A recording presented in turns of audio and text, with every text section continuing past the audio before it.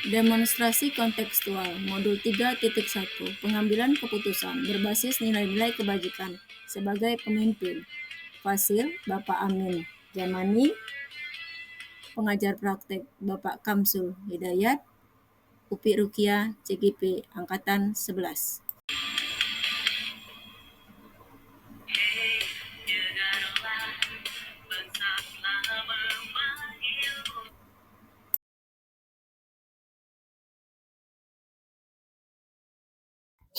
Assalamualaikum warahmatullahi wabarakatuh.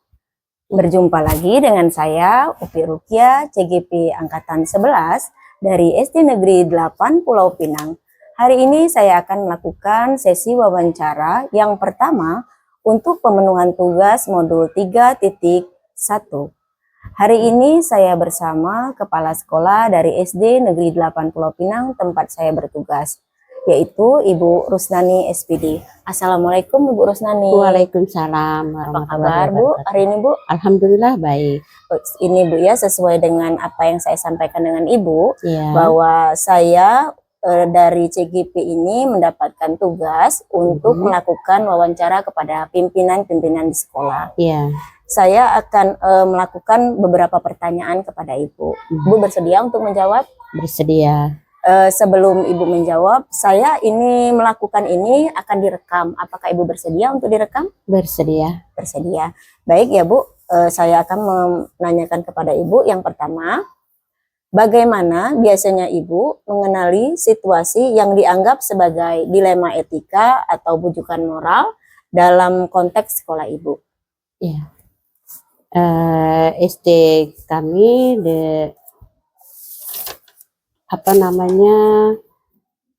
mengenali situasi yang dapat dianggap sebagai dilema etika atau bujukan moral dengan cara mengidentifikasi situasi dilema etika atau bujukan moral dengan memperhatikan pertentangan nilai, dampak pada murid, konsultasi dengan tim guru, dan beracuan pada etika profesional guru. Nah, baginya penting untuk mempertimbangkan dampak keputusan pada murid dan memastikan bahwa sekolah selaras dengan prinsip-prinsip etika.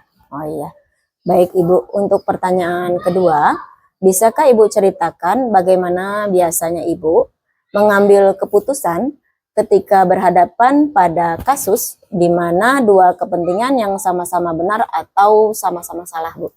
Baiklah. Dalam mengambil keputusan ketika bermasalah pada kasus di mana ada dua kepentingan yang sama-sama benar atau sama-sama salah, yaitu mengambil dengan cara pendekatan serupa. Ketika dihadapkan pada dua kepentingan yang sama-sama benar, kami akan mengadakan pertemuan dengan tim guru, komite sekolah, dan pihak terkait lainnya.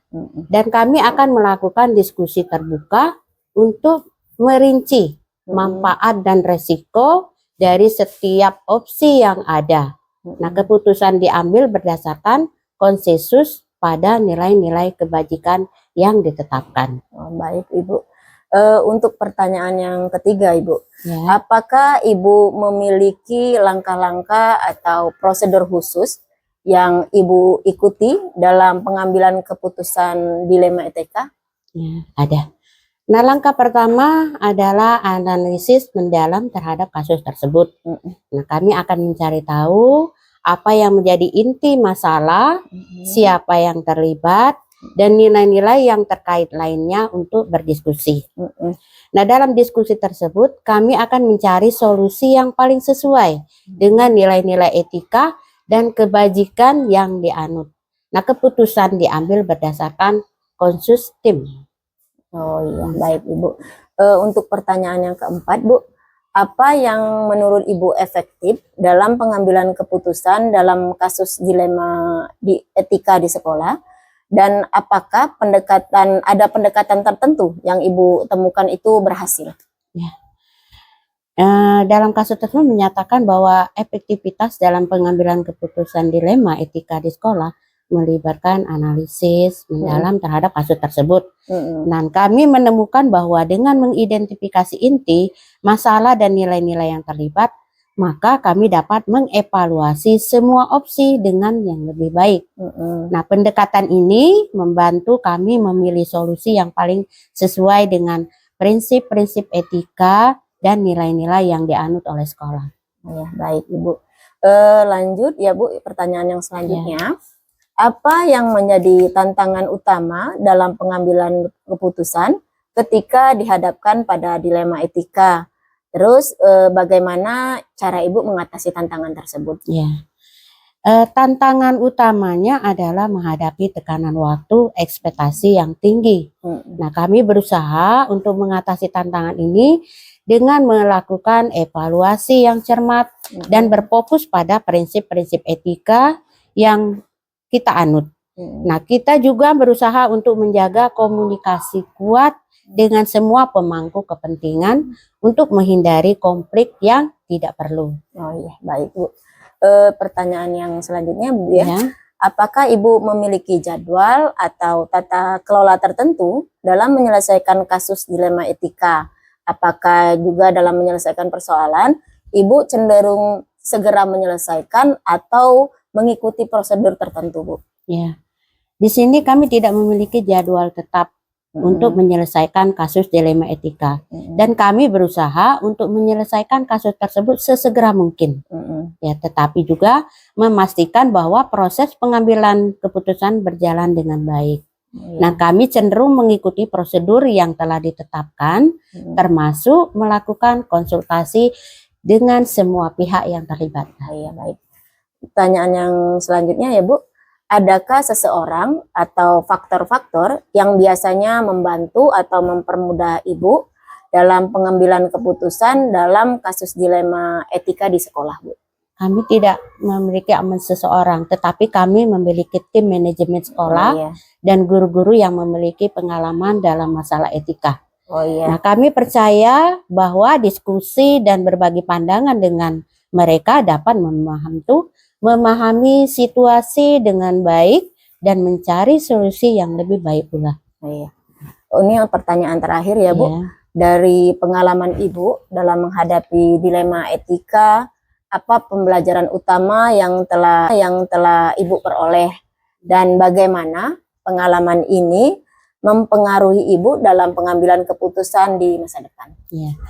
Pembelajaran utama yang saya peroleh adalah pentingnya semestinya memiliki penasehat etika dan konsultasi dengan mereka yang dalam kasus dilema etika.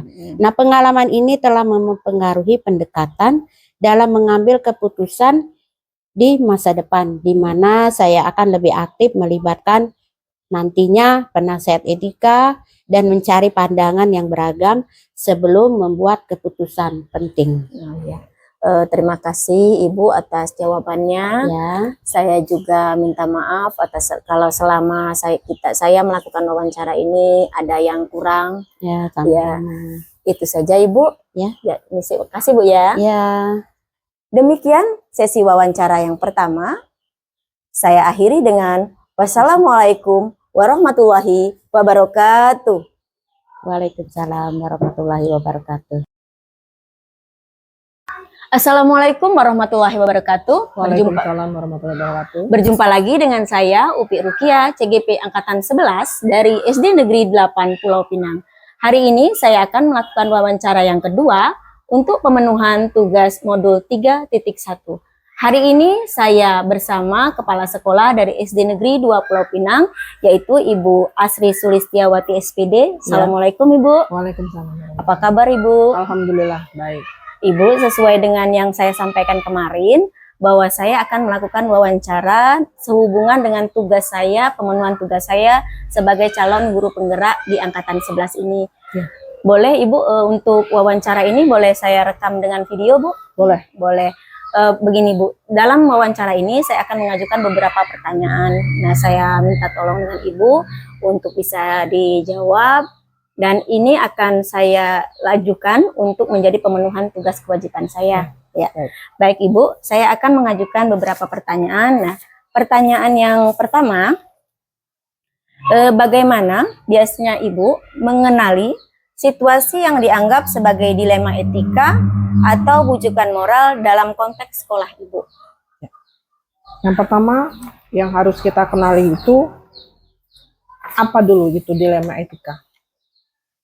yang harus kita ketahui sebelum kita menyelesaikan sebuah masalah. Dilema etika di sini itu situasi di mana seseorang harus memilih antara dua atau lebih pilihan yang semuanya benar secara moral namun saling bertentangan. Nah, terus untuk mengenali situasi tersebut dapat kita lakukan dengan cara mempelajari dan menyimpulkan kasus yang sedang terjadi. Selanjutnya, pada kesempatan itu dapat digunakan sebagai bahan untuk menindaklanjuti pengambilan keputusan, baik itu yang berkaitan dengan dilema etika maupun yang berupa rujukan moral. Oh iya, baik Ibu. Untuk pertanyaan yang selanjutnya, Bu, bisakah Ibu ceritakan bagaimana biasanya Ibu mengambil keputusan ketika berhadapan pada kasus di mana dua kepentingan yang sama-sama benar atau sama-sama salah, Bu? Oke. Saat menghadapi kasus yang sama-sama benar atau sama-sama salah, kita sebagai kepala sekolah dapat mengambil keputusan dengan beberapa pertimbangan. Yang pertama, dengan mengumpulkan fakta. Kedua, dengan mengidentifikasi masalah. Ketiga, mencari solusi dan alternatif. Keempat, mempertimbangkan bukti. Terus, mempertimbangkan dampak. Terus, pilihan alternatif. Dua, pengambilan tindakan. Yang terakhir, merefleksikan keputusan. Seperti itu. Ya. Nah, untuk pertanyaan yang ketiga, Bu, apakah Ibu memiliki langkah-langkah atau prosedur khusus yang Ibu ikuti dalam pengambilan keputusan dilema etika? Kalau ada, bagaimana Ibu memprosesnya? Ada.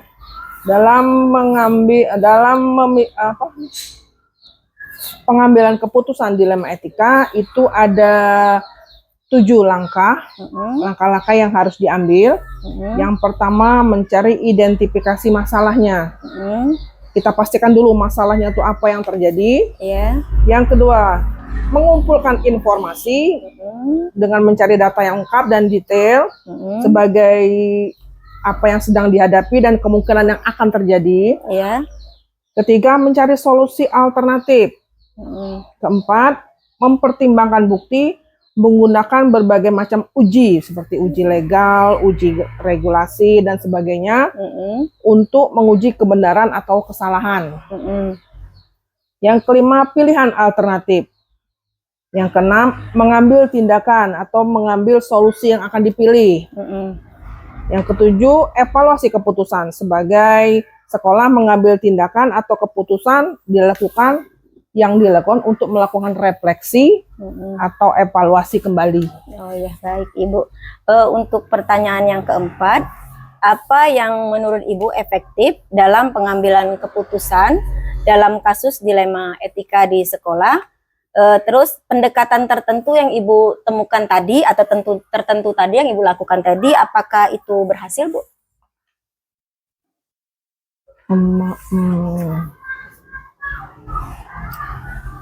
Pendekatan yang dilakukan sebagai kepala sekolah dalam menghadapi masalah seperti ini, yang diambil adalah mengidentifikasi masalah dulu. Karena kalau mengidentifikasi masalah, kita harus memastikan dulu masalah apa yang terjadi, benar salahnya bagaimana, terus tuh memahami masalah, terus kemungkinan-kemungkinan yang akan terjadi. Apakah pendekatan tertentu yang Ibu temukan itu berhasil, Bu? Kadang-kadang berhasil, kadang-kadang menemui kendala juga. Oh iya. Terus pertanyaan yang selanjutnya ya, Bu, apa yang menjadi tantangan utama dalam pengambilan keputusan ketika Ibu dihadapkan pada dilema etika? Tantangannya, Bu, tantangan utama Ibu. Tantangan utamanya kadang berupa tekanan sosial, perubahan-perubahan nilai dalam masyarakat, atau bahkan konflik kepentingan dalam masyarakat atau dalam lingkungan sekolah itu sendiri. Oh iya. Kalau menghadapi tantangan itu, Ibu bagaimana caranya, Bu? Mengadakan pendekatan. Oh, pendekatan ya? Iya. Baik. Pertanyaan yang keenam, Ibu. Apakah Ibu memiliki jadwal atau tata kelola tertentu dalam menyelesaikan kasus dilema etika, Bu? Ya, ada jadwal atau tata kelola tertentu yang dapat dilakukan untuk menyelesaikan kasus seperti dilema kasus. Di antaranya mengidentifikasi pertanyaan etika, menyusun daftar fakta yang relevan, menyelesaikan kasus seperti dilema kasus. Di antaranya mengidentifikasi pertanyaan etika, menyusun daftar fakta yang relevan, mengidentifikasi pihak-pihak yang terkait dalam masalah tersebut, menentukan pilihan-pilihan yang ada, dan menentukan tindakan yang tepat. Bisa juga dengan cara berpikir dan berorientasi pada aturan yang benar serta mengutamakan rasa peduli. Oh iya.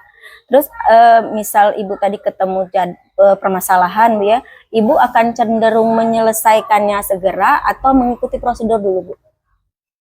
Biasanya segera. Segera ya, Bu ya. Ditindaklanjuti. Langsung ditindaklanjuti ya, Bu? Ya. Untuk pertanyaan yang ketujuh, adakah seseorang atau faktor-faktor yang biasanya membantu atau mempermudah Ibu dalam pengambilan keputusan kasus dilema etika di sekolah, Bu? Ya, ada. Ya, siapa saja, Bu, yang terlibat, Bu? Biasanya rekan sejawat, Ya, rekan sejawat, atasan.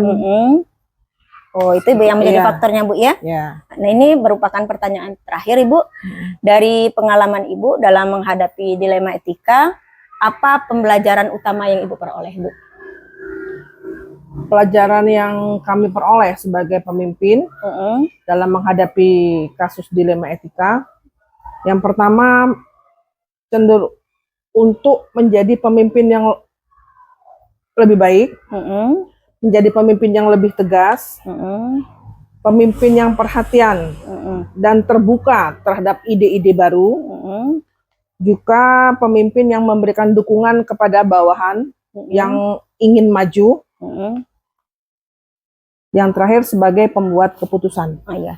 Kalau bagaimana pengalaman ini atau pengalaman Ibu dalam menghadapi dilema etika tadi, pengalaman pendekatan Ibu, pembelajaran yang utama Ibu dapatkan tadi, bagaimana itu mempengaruhi pengambilan keputusan Ibu di masa depan, Bu?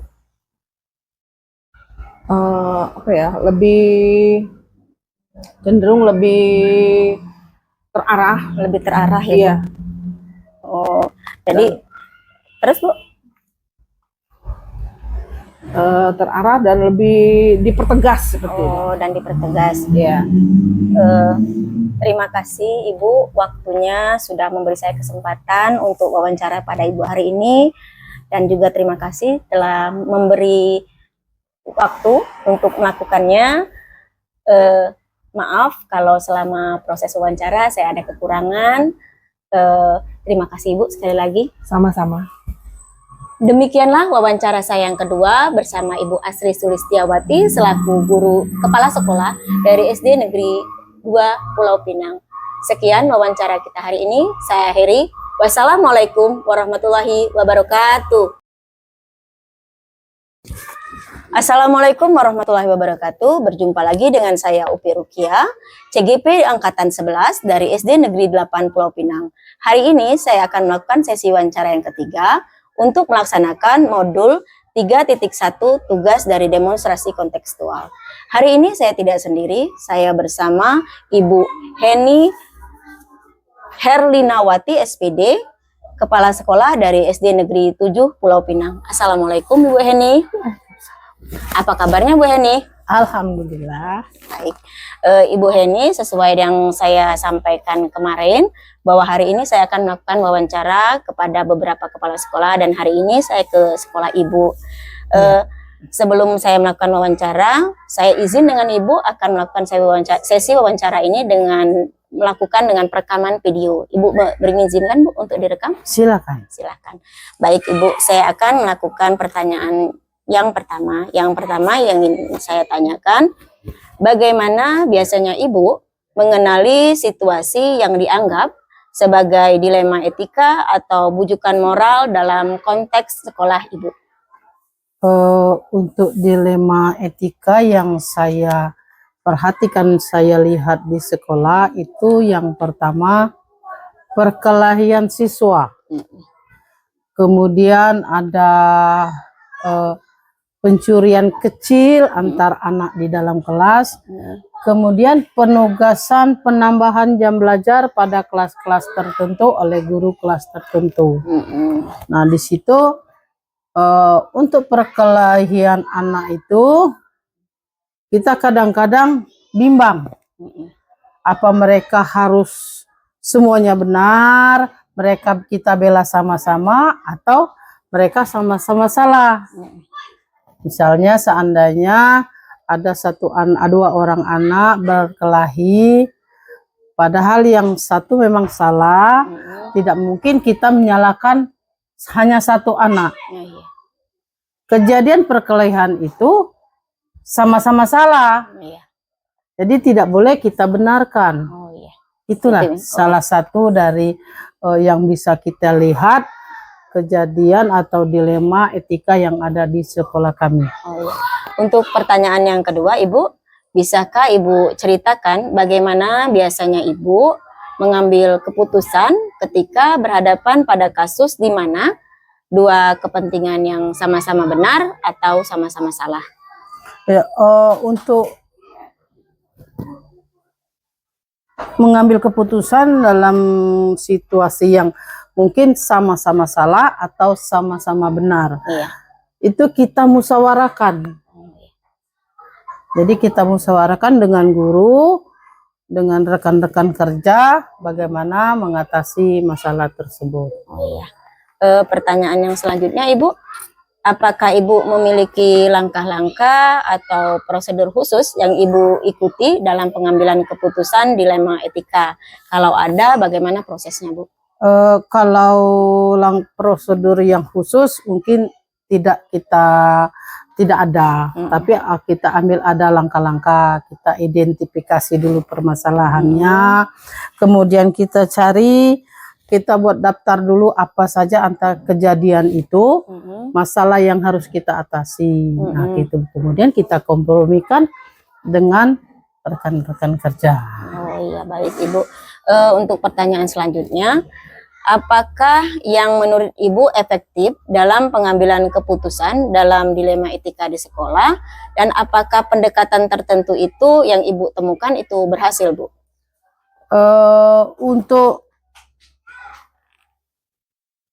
pengambilan keputusan yang kami laksanakan dengan cara musyawarah itu kami anggap memang itulah cara yang terbaik dalam mengambil keputusan. Apakah itu berhasil, Bu? Alhamdulillah, dengan melaksanakan musyawarah tadi, segala kejadian, segala kegiatan itu berhasil dengan baik. Berhasil ya, Bu? Iya, dengan musyawarah itu kan bisa saling sharing. Benar ya, Bu ya. Lanjut, Bu, untuk yang pertanyaan selanjutnya. Apa yang menjadi tantangan utama dalam pengambilan keputusan ketika dihadapkan pada dilema etika, dan bagaimana cara Ibu mengatasi tantangan tersebut?